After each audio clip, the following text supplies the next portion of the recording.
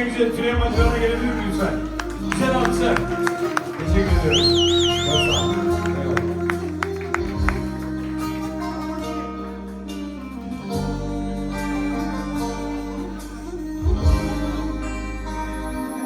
Mezarıma düştüler, üzerine hasret dökün, vasiyetim iki buzun. Bir oğlum kartal, bir kızım,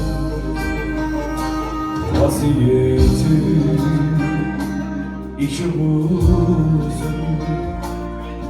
bir oğlum kartal, bir kızım.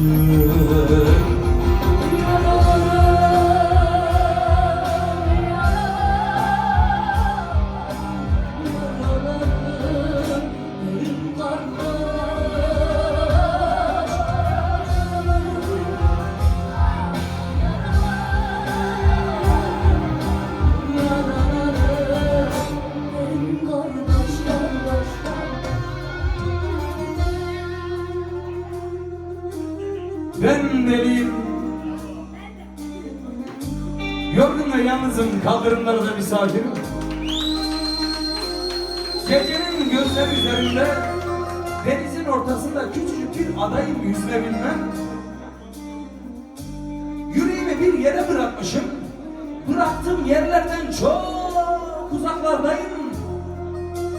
Kapıları kapatmışım üstüme, beynime sürgüler çekmişim. Sabreden derviş, ulan bana da sabretmeyi öğretsen. Ben deliyim,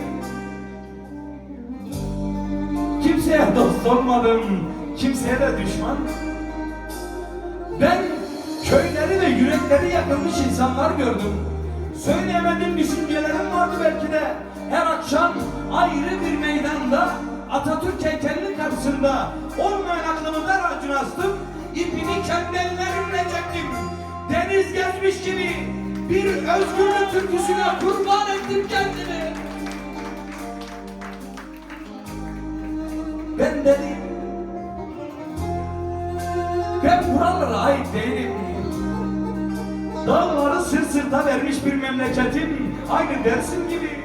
Sularla çevrili bir ülkem var benim. 12'den sonra volta attım caddelerin, kızıl sakallı bir dayım, kara saçlı bir yarim var benim. Çizilmiş sınırlar reddetmişim ben.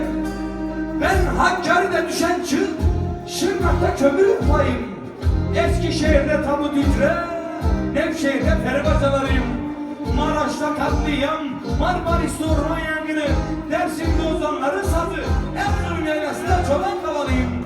Diyarbakır'da yedi kardeş Burcu, Almanya'da yıkılmış bir duvar, İngiltere'de özgürlük meydanı, Hollanda'da 1 gram kokain, Somali'de aç bir çocuk, Suriye'yle Lübnan arasında Bekle Vadisi'yim.